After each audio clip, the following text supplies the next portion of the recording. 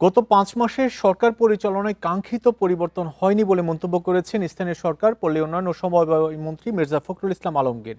আগে যারা ঘুষ খেত ভোল পাল্টে এখন সবাই জুলাই যোদ্ধা সেজেছে বলে মন্তব্য করেন তিনি।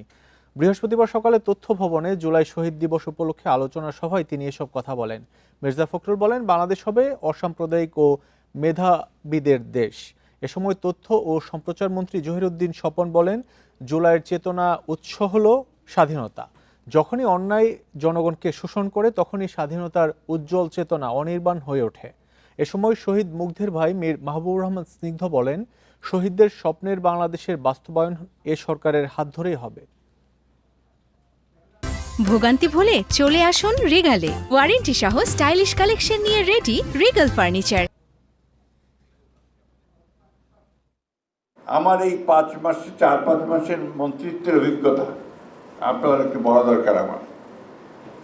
আমি দেখছি যে কিছুই বদলায়নি।